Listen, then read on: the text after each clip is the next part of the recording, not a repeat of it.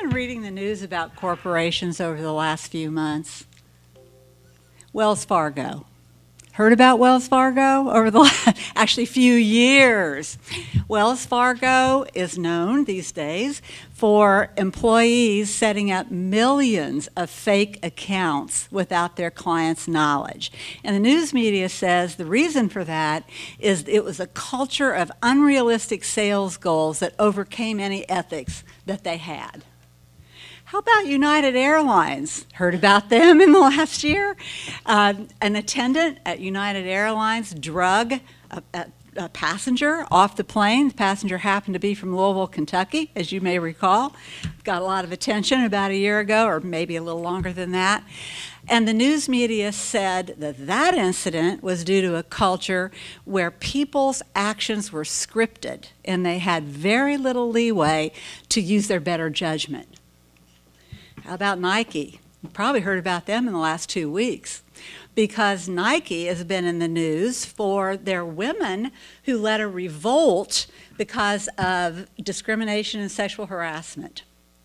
Their CEO got the whole organization together to talk about the culture and to talk about what he referred to as the old boy culture and the problems that he apologized for in that culture. And finally, last but not least, Volkswagen. And they've been back in the news too in the last few. They've been in the news now for what, 2 or 3 years?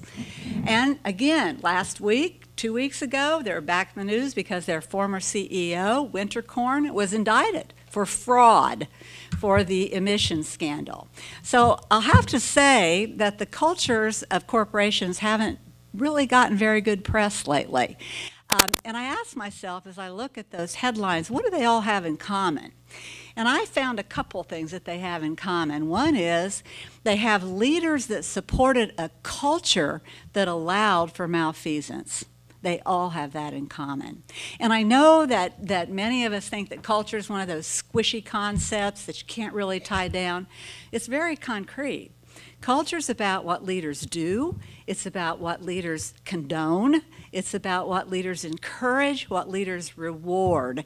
So it really is all about leadership and what the leaders do with the culture. Now, having gone through all the bad news, it's not all bad news. There have been some good news stories about corporations in the last few months, and I wanted to show you Danone. I don't know, I'm sure you're familiar with their products. You may not be familiar with the company. Danone is the company that makes Dannon yogurt, Evian water, Silk. I think Silk's a type of milk, a non-dairy milk. It's a big company, and they became, in the last month, they became the biggest global corporation to become a B corporation, a benefits corporation. Do you all know what that is? Do any of you know what that is? A B corporation is a company that makes a lot of money still, and trust me, Danone makes a lot of money, but they have a dual mission, and they put that mission, they make that mission part of their legal entity. And that mission is that, yes, they want to make a profit, that's part of their mission, but the other part of their mission is to be a force for good in the world. And for Danone, it has to do with food. And they've got very specific things that they say about using food as a way to be a force for good. And that's a good news story for Danone, because that is quite an honor for a huge company like Danone. It all goes back to leadership again. Their founder founded the company based on the idea that businesses could be successful financially and could also be a force for good. And you can see back in 1972, he said that when people enter that factory door, we affect their lives. Those of us who own these businesses, those of us who lead these businesses, we affect their lives. And the least we can do is make those lives better. So the company was founded based on this idea that they could do good and make money, and they've proven that they can do that. So what I want to talk to you today about, first of all, I want to challenge you to think about this. I think you've probably been thinking about it all day from what I gather and looking at the things that the other speakers have talked about. How can you be a leader with purpose and passion in state government? And I want to say, as I think about state government, I've always worked in the private sector, well, most of the time. And yet, when I think about state government, you probably have a better opportunity than anybody in the private sector to do good, because that's what you're all about. You're all about providing a service, and you have the opportunity to affect every citizen in the state. You build the roads, you take care of the schools, you're in charge of justice, and on and on and on. So if anybody has the opportunity to work with purpose and meaning, it would be those of you sitting in this audience, I believe. I'd like to talk about 3 steps that I believe are very important in becoming even more purposeful and more passionate about our leadership. And the first is engaging with purpose. And what I mean by that is knowing what your life purpose is. Why are you here? What are you uniquely positioned to be and do in life? And then looking at how your work fits with that life purpose and engaging all of yourself into that purpose, both life and then with your work. And then secondly, discovering passion. And I'm talking about your own passion. Chances are, though, is if you know what your purpose is, you're going to have passion about it, because passion follows purpose. So then the second part of that is to understand the purpose of the people who work for you, know how to inspire them, know how to tap their passion. And then the third piece is to value differences. Let's start. Step 1, engage with purpose. I want you to do something for me. If you've got a pencil and a paper, and I think most of you do, I see you out there with your pencils and papers. If you don't, get them out, because I've got several things I want you to do over the next few minutes. What I'd like for you to do is think about your work. And what I'd like for you to do is, on a scale from 1 to 5, with 1 meaning you hate your work, and 5 meaning you love your work, write down a number. How do you feel about your work on a scale from 1 to 5?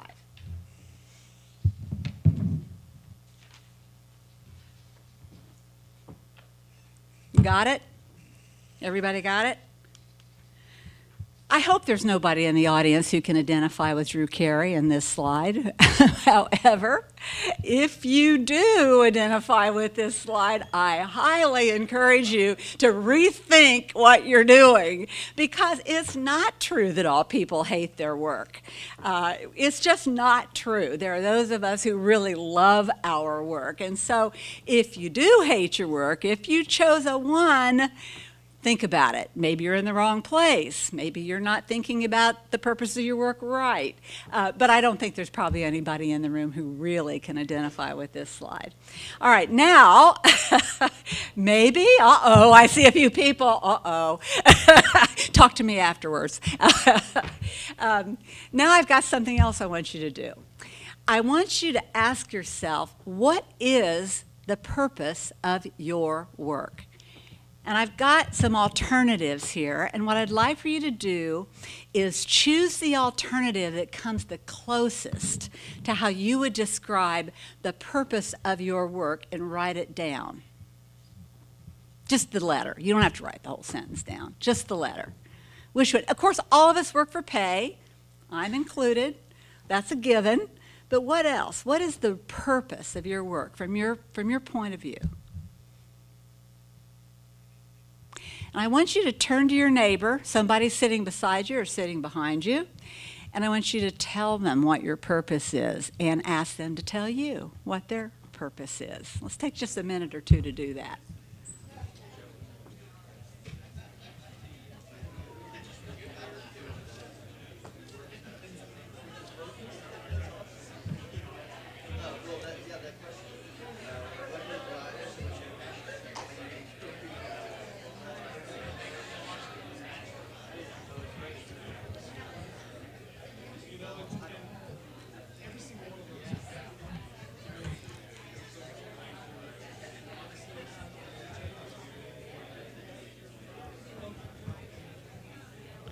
All right. Was everybody able to do that? I heard some folks up here in the front say every single one of those is valid, and I think you're absolutely right. I do. I think you're right.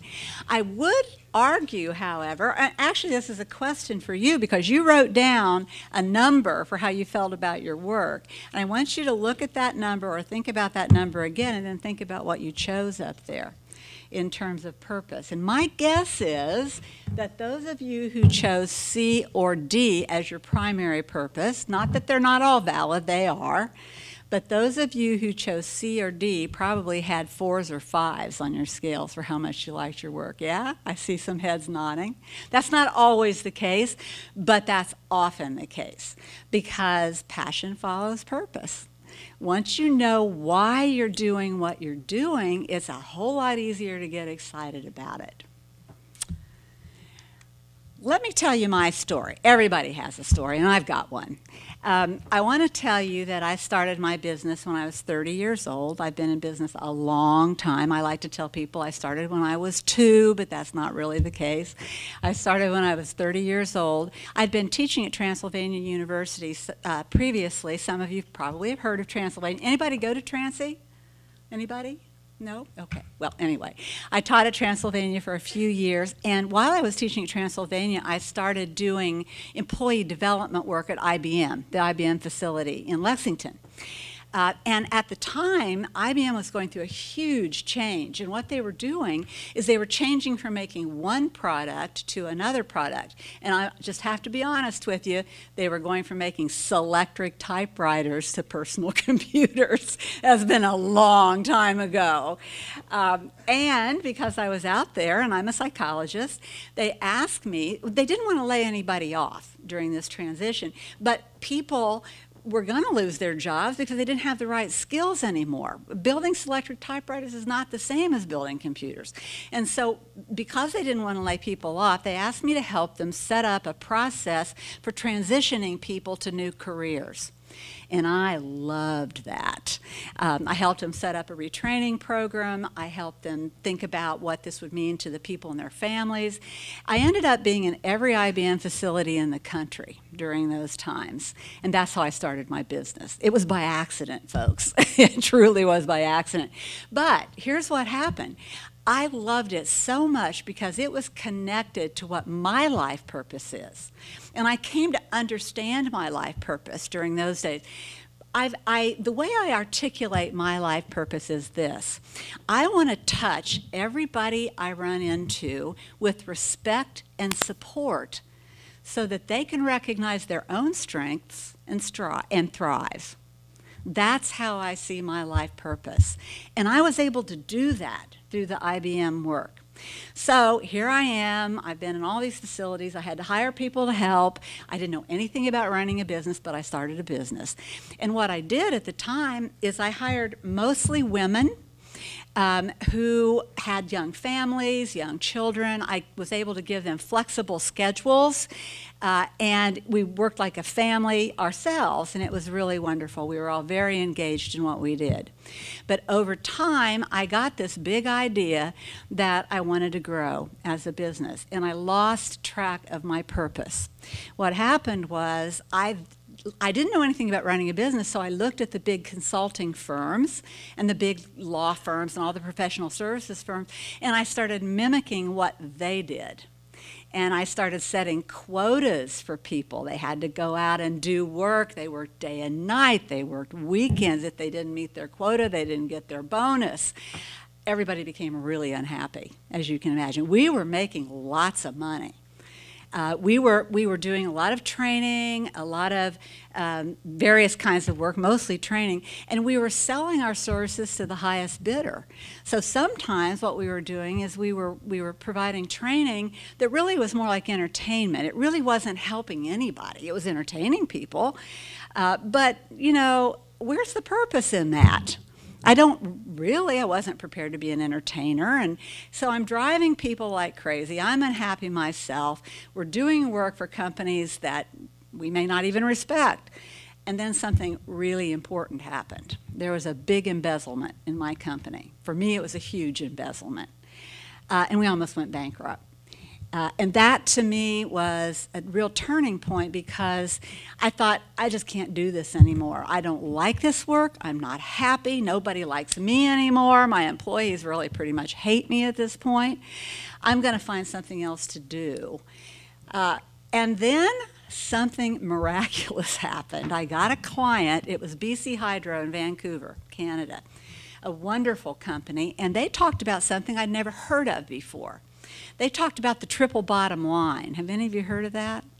I had never heard that phrase used before, and what they were talking about is their commitment to people, planet, and profits, all three, and balancing those three. And I went, wow, you can do that and stay in business?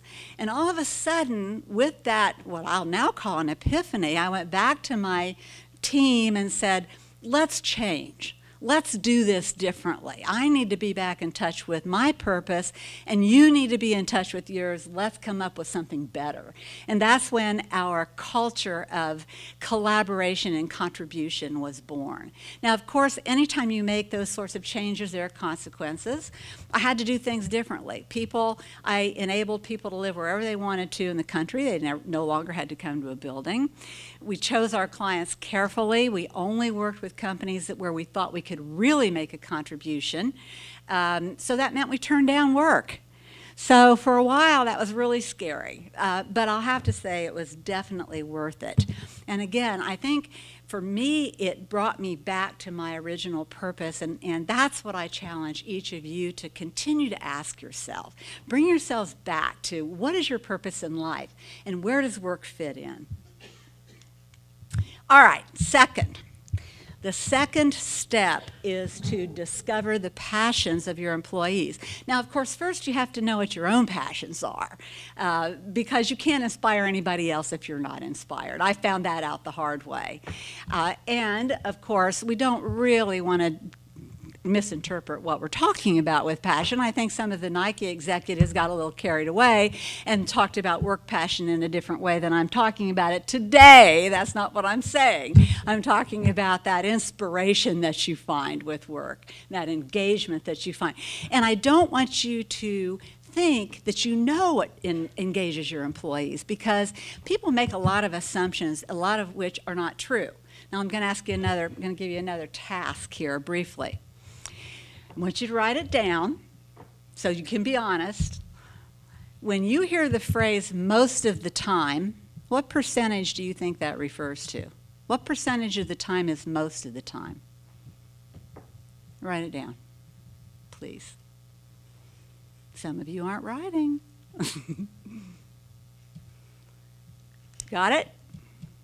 All right, I want to see a show of hands. How many said 90% or above? Okay. How many said 80% up through 90%? A few. Okay. 75%? Okay.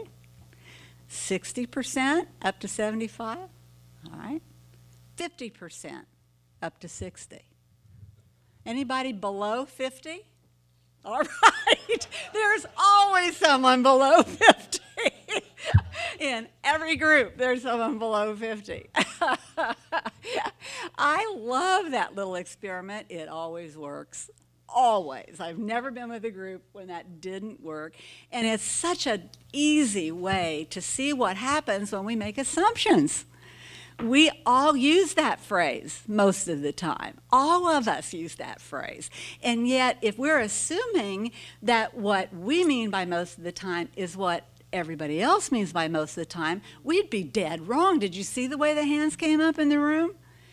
There was a huge variation in what people think. And that will be true about your employees as well. So my advice to you is to listen, ask and listen. And each employee is likely to define meaningful work differently because each of us is unique. So you have to work at finding out what engages your employees. Third step, value differences. And by this, yes, I'm talking about diversity, folks, but I'm not just talking about the kind of diversity you can see. What I'm talking about is diversity in the way you think or in the way people think. Recognize this guy? You've probably seen him as a TV star. He's been in Dancing with the Stars. He's been in The Big Bang Theory.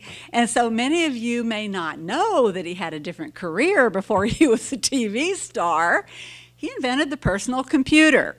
And yes, of course, this is Steve Wozniak.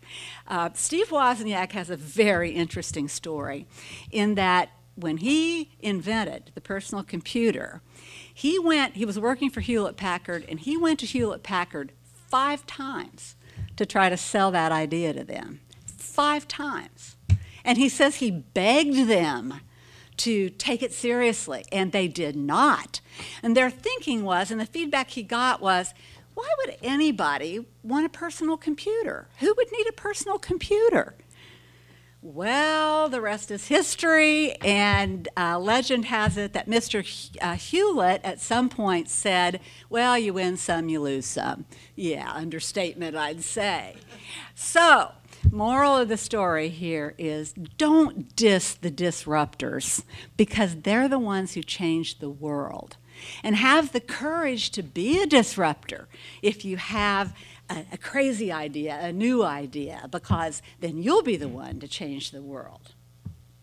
All right, let's just review. We're almost out of time. We're talking about 3 things. We're talking about engaging with purpose, discovering passion, and valuing differences. And look, I know that we all find passion in a number of different ways, and we should. We get purpose through our families. We get purpose through our church, through our hobbies. That's true of all of us. But think about this. We spend over 1/3 of our life at work. 1/3 of our life or more. So if we're not finding meaning in our work, if we're not finding purpose in our work, we're wasting 1/3 of our life. Who wants to be in that position? And I want to ask you to think about something. You don't have to answer this. I'm not going to ask you to write it down, but I want you to think about it. How often do you bring your whole self to work? 100% of the time? 80%? 70%? Again, I'm not going to ask for hands. How? What? Most of the time. I deserve that. I truly do. I deserve that most of the time. So now we've got a range from below 50% to 90%. I have used this with groups when it was a little more intimate and I knew the people. And I usually, when I have used it with groups, what I hear is there are some people who never bring their whole selves to work. And that's a sad state of affairs. So what I'd like to say is, as a leader who wants to lead with purpose and passion, create a culture where you can bring your whole self to work and where everybody can bring their whole selves to work most of the time, I'll say, if not all of the time. I want to tell you that in preparing this presentation today, it made me very reflective of my own life. And I remember being a little girl in a very small town in Indiana, a town of 1,000 people. We had one flashing light in town, no grocery store, little tiny town. But it was wonderful because I lived next door to my grandmother. And we had this big lot between our 2 houses, and in that lot was a garden. And it had all kinds of fruit and vegetables and flowers. And as I was thinking about my childhood, I was thinking about those plants. And those plants, each category of plants served a different purpose.